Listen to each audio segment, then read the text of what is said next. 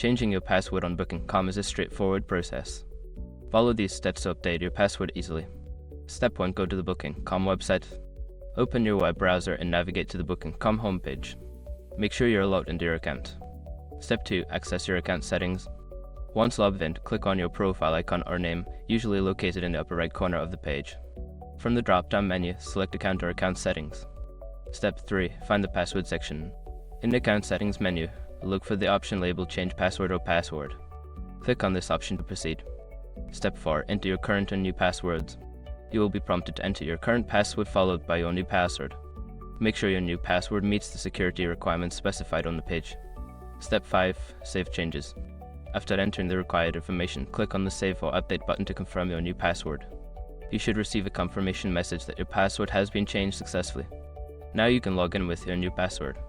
Remember to keep your password secure and consider using a password manager for added security.